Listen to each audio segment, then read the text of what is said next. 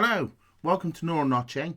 I wanted to talk to you about this because it's quite important, as I believe people are starting to think that we're just making words up, and we are. So, what is neural notching? Neural notching is a made-up term, and I'm not going to apologize for that, because the way neural notching works is it works as a way of you understanding really what happens acutely with training with a client. And so by that, what I'm looking at is, well, when I see a change in the client, what does that change mean in a session? So a change in a session is where you see a more range of motion, or where you see more strength, or where you see an improvement in technique. Well, what is it? What am I seeing when I see that? Because if you start to think, strength doesn't increase in one session, in that session. So what must be happening is something in the central nervous system has removed a block, and that block that it's removed has allowed you to show acutely in that session more expression of strength. Now, range of motion. When people talk about range of motion or mobility or reach, a lot of the time what they talk about is that you're reaching this end range because you get a stretch of the muscle. However, muscles don't change length into a further length that way. What happens is that to get an increase in length of a muscle, you need to break down and rebuild that tissue. So the thing that stops you hitting end range is something that's more likely to be from the central nervous system, and the end range is dependent upon the environment and the skill. So when you're looking at a range of motion, if you're not considering the skill and you're just trying to measure that one piece of tissue and you're trying to get into a range that tests it most, are you doing the most beneficial for your client, the most beneficial thing for your client? And so really, the skill of range of motion is another central nervous system technique. So when people talk here about, well, I foam rolled, that gave me more range, well, a foam roll changes the environment. It changes your conscious thought on ability. It changes the feedback to the body. It provides this kind of novel stimulus. It takes the focus away from the range or the muscle that you were trying to increase range on, or it gives you an added confidence, and all these things linked to the central nervous system. But where there's no proof is that it did anything to hit a trigger point, if a trigger point actually exists, and there's a lot of controversy around that, and it didn't lengthen the tissue itself. So static stretching does a similar thing. It reduces the amount of response you have to that feeling of stretch. So when that happens, you're able to move further through a range, and it's not the muscle itself that was stopping you, but it was the central nervous system putting the brakes on the movement, and that again is related to skill. So skill, the central nervous system blocking anything from causing you a problem. So the block is in the central nervous system. So any technique you're using for strength or range of motion comes from that sort of central nervous system response. Now, technique. The problem we have with technique is that if you demand a technique, then that inhibits skill development. And we know this from the research we've done so far on how to develop skill in a client.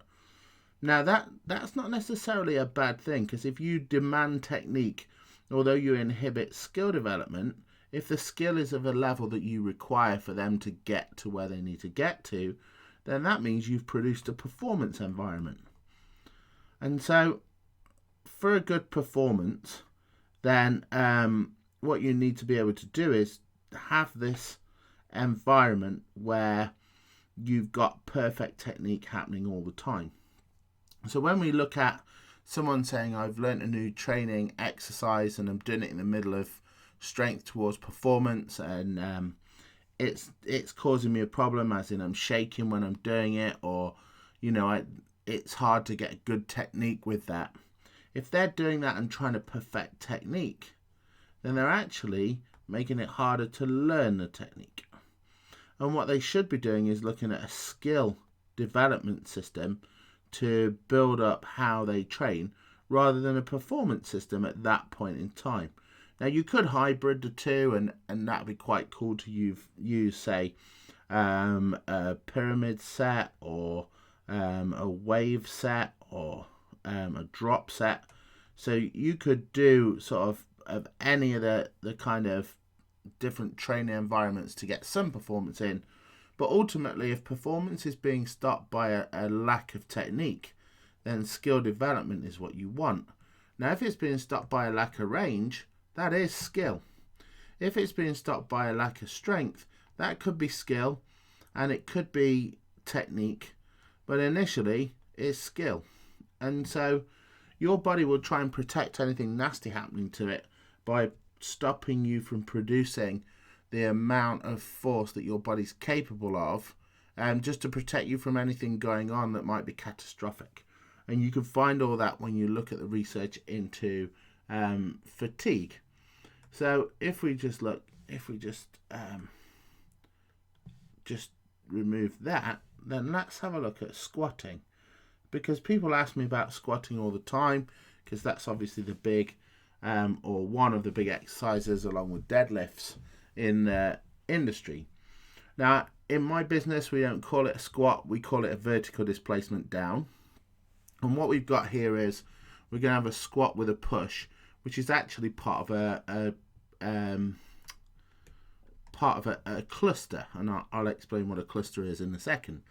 So if we have a look here, so move across to the video, we start to define the skill. Now, if we watch Chris in this video, then you'll see he gets down to quite a decent depth, really, and he's pushing his arm out. That's acting as a counterbalance, that's moving the center of gravity. But if this was the position we wanted to get him into with this push, for example, then this might be a good first exercise to look at. Now, if you're going to try and recreate this exercise to develop skill or performance, we have to look at it and say, well, what's the most important things happening? Well, one is, the most basic thing is that he travels down and then he travels up. So if we were going to start writing about this, the first thing we'd look at is he travels down and then he travels up. And so that would be an important thing to know. So the second thing is, as he does that, what's the sequence of things happening? Well, you can see there's that immediate knee forward, and at the same time the pelvis back, and then he's pushing his arms out as well. So those three things seem to happen at the same time. If we go slow enough, you probably just see that it's the knee, then the hip, then the arms. That's what's happening to get him down. And so you see as the knee comes forward, there's some movement at the ankle, but actually there's not a considerable amount until he hits that right at that end range there and needs to push back up. So we definitely say, as we look here, we definitely start saying, right, well, that's great. What we want to know is, how do we get the knee to release? How does that happen? And then how do we get the hip to move? And so we're looking there, how do we get this hip to move in the direction we want, which is back? And also, let's just keep an eye on that foot and ankle and see what response we want in that position there, because the foot and ankle might be key. So all this information we would find out by using what we call a HMAC. Sounds like more terminology, but a HMAC and what we call HMAC eyes, all that is a way of tracking bones, joints, and then muscles. And so we would do that. We would use the HMAC to get us through this. Now let's watch him through again. Look, what we want is we want down then up. Really, that's our only key there. The range is not so bad, so it will be about informing technique. So what we do from a skill perspective is we look at the skill and we'd say, right, wouldn't it be great if we could build a skill cluster? Now, a cluster is something we teach on the course, and it's a list of exercises that all link to this technique. So this is always going to be important to us: the knee, the hip, the foot and ankle, and the down then up. But a skill cluster is a list of exercises, and it gives you brackets on the movement. So it's purposefully designed to make the client do things that they're not quite ready to do, they're not quite able to make happen. And so if we look here, what we've done is we've taken the first one, we've just asked him to put a step forward. Now you'll see we're asking for everything the same, but what's really big there is that we've asked a lot in his right ankle there. So that's important. And once you know that, then that's important, because it'll help you to say, right, well then we could ask for more in his left ankle too. And so that's an important thought process, because that's what we're really trying to do. Can't move that line. So the next thing is we're asking for a lot less in this left ankle.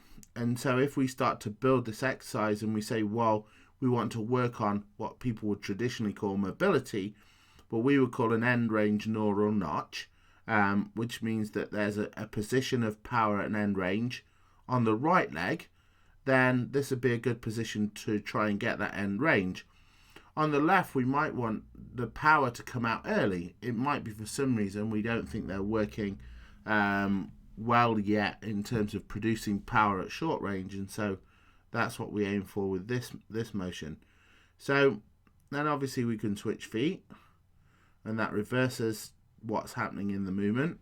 And then we can move him and we can say, right, let's go with a wide leg. And so we don't have to have a wide leg, but we just chose one because we're trying to push him to a limit somewhere.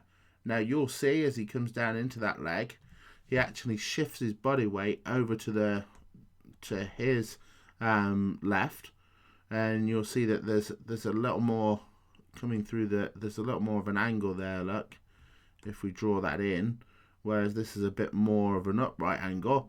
And what do we think of that? Well, we don't really care. He goes up and down. We're training him, not the bar. But if he was in competition where we had to get something equal to happen, we might ask him to move the Viper across, just to play with that range. And we do it both ways, because again our goal is putting the brackets on there. So if we keep going through, then we go into a narrow position.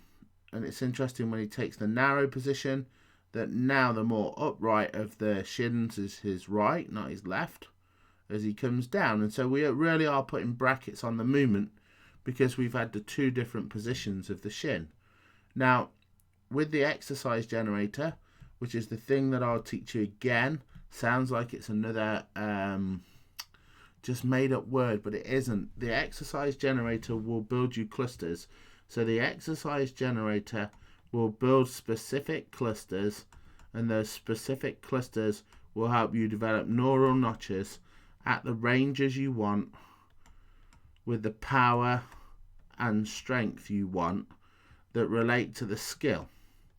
And because skill development is about brackets, then the way you build the skill development on the on this section is by playing with the movement a lot. Now the next thing to consider is, well, what are we going to do when we want to start playing with performance? And so what we need there is we need a different technique. Now on the neural notching course, I show the hands-on stuff, and I want to show you some here. It doesn't have to be hands-on stuff. It's about coaching. It's about getting the best form you can each time, because in performance we switch our focus. If we just come back to the pad, then in performance it looks different. So when you're looking at skill, then our focus is brackets. So we put brackets around the movement, which means you're good at this end and you're good at that end of the movement, which is ideally going to appear here. And so that's the first opportunity to sort of say, well, to be good here means you need to have felt there and there. And if you look at the research, that's as you feel the edges of the movement, that's where you learn the complete motion. The other thing on the skills, the focus is about getting experience across different environments. And so what we know is that as you're training someone, when they're skill developing, the more environments that they can produce the skill, then the better the skill translates across into being used in all environments. So we have to make the skill important to the body. If we want to break down the skill, really we're just talking about the correct sequence of movements. And so to get the correct sequence of movements, that's making muscles turn on and turn off, using gravity and ground reaction and momentum to be able to perform the skill. And what you do is you place a big sequence in place to perform a very sort of fine task, and then you use the proprioceptive system to adjust your motion as you go. Performance, however, our focus isn't on improving technique. Our performance is about stressing and overloading the right system. And so by doing that, we end up with muscles adapting, and the muscles will adapt in a way that allows you to then get a performance. Now this is detrimental to skill development because you never reach the brackets. You're always in the middle and you're always aiming for a 10 out of 10 movement. Now that means that you're always performing with the right muscles in the right environment and the right way, and that will be optimum. If you're training someone who plays a sport perhaps or activities of daily life where they need to have a performance value but they need to do it in something that's a bit more variable, so the ultimate 10 out of 10 performance training would perhaps be for a golfer who's got to perform that same swing all the time. And the ultimate skill training would be for a multi-event athlete who has to respond to their environment. And although having strength and power is important, having the ability to pull off any skill at any time is more important. So if you were to draw a line of training and you have performance and skill, something that's repeatable and also consistent, then the training would start at skills to get good, but would always end up towards performance. So somebody who say plays something that's more like, say, I don't know, soccer or rugby or something like that, then you might find that your repeats look a bit more like this because you just want to keep getting them better in more environments. So the performance might be straight from skill to performance and compete, whereas the multi-discipline skill selection would look more like skill to performance, and there'll be slight different challenges there. What we're looking for mainly in a gym is for someone to get to the point where they can get an overload that hits the muscles we want to hit as hard as we want to hit them to get a muscular development. And we waste a lot of the time with our clients training performance, when really if we could put some skill training in there will be some performance enhancement, but we'll get to the point where we can train them in performance so much quicker that we'll get a client response quicker. So the next thing we need to do is we need to say, well, what would this look like then? What does this video look like if we were trying to build a performance technique? Now, and just drag this over. Well, here what we're saying is initially we would have taken our client and we would have said, right, well, number one, we want to coach a 10 out of 10. So we find their 10 out of 10 motion. And so number two, we want to train them at this 10 out of 10. But number three is when they hit 7 out of 10, then what we want to do is we want to use our knowledge of the fatigue management system And what the fatigue management system tells us is that they'll have more in them. And so if they have more in them at this point, what we do when we take their 7 out of 10 and turn it back into a 8 to 10 out of 10 is that all the period we're doing that, we're getting overload that's very specific. And so this is where the performance magic works, because it's very specific. Now, we'll have set out how many we want to do. And if by the time they get down to 7 out of 10, we haven't achieved them, and we can't get them back up to 8 out of 10, they're just not ready yet. They're just not fit enough yet. If you get them to push it out and they don't follow consistency, you're either into skill development and they'll keep ramping down what they give you, or you're just not training the right stuff at the right time. So what we want to look at here is, well, this is our client. They got to a 7 out of 10. We can't get them back to an 8 or 9 out of 10. This is our last resort. Can we use hands-on just to remind them what it felt like? And you'll see in this video, look, we're using the squat to do that. And actually it was all right, but we're still doing it anyway. And you can see there that Paul's helping Chris by coordinating the bone motion as we need to, and applying and resisting pressure to try and help the sequence come in line. Now, traditionally, we would have done this for skill development, and when you do this, you get a short-term sharp improvement in skill development, but it costs you overtime. So if you were to apply a hands-on technique or really directed fed-back coaching to a movement, you will get performance, and that's good. But that's not good if you want to improve someone's skill. So this would be great in rehab, because in rehab, the first phase is to improve performance,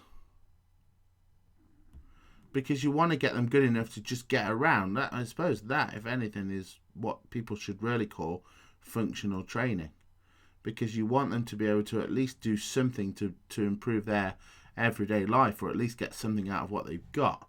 Then the second thing would be skill development.